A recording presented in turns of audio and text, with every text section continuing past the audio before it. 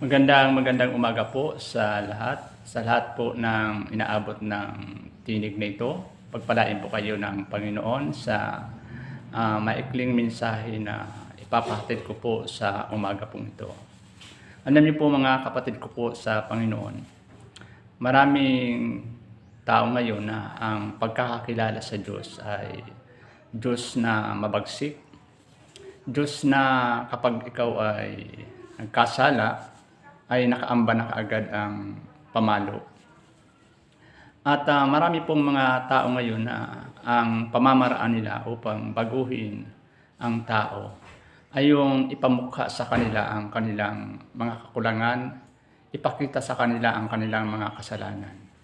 Alam niyo po, hindi po yan masama. Kaya lang, hindi po epektibo ang ganyan pong pamamaraan.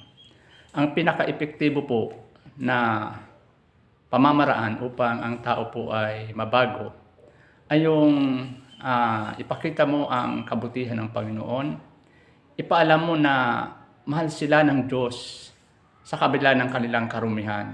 Sabi nga sa kanta, niyakap mo ako sa aking karumihan.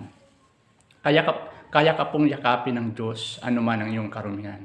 Kaya ang tao po ay mababago dahil kahit napakarami nilang kasalanan, nang malaman nila na mahal pa pala sila ng Panginoon sa kabila ng kanilang napakaraming kasalanan, sila po ay nagbabago ang buhay. At kailangan ng tao po ay maipaalam sa kanila na sobra-sobra ang biyaya ng Panginoon. Sabi nga ng banal na kasulatan, mas mataas ang biyaya ng Panginoon kaysa sa kasalanan. Kaya kanyang kahabagan, kaya kanyang patawarin sa lahat ng iyong mga kakulangan at kasalanan.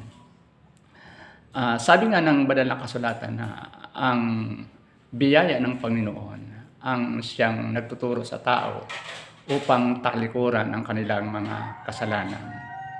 Mga kapatid ko po sa Panginoon, kapag naunawaan po nila ang biyaya at pag-ibig ng Diyos at ang kabutihan ng Panginoon, at maunawaan po nila ang tinapos na gawa ni Kristo sa krus ng Kalbaryo, kusa po silang magbabago. Totoo po ang kanila pong pagbabago. Ang mga tao po na nasa ilalim po ng biyaya ng Diyos, totoo po silang tao. Totoo talaga na sila ay nagbago. Kahit walang nakakakita, sila po ay binago talaga ng Panginoon. Ang biyaya po ng Panginoon ay hindi po nagpipermiso sa kasalanan. Kung ikaw ay mayroong lagnat, mayroong pong gamot, ang gamot po sa lagnat ay maaaring ito ay bioflow, maaaring ito ay biogesic. Alam niyo po ba na ang gamot sa kasalanan ay yung biyaya ng Panginoon? Mga kapatid, ang biyaya ng Panginoon ay isang kapangyarihan upang ang tao po ay mabago.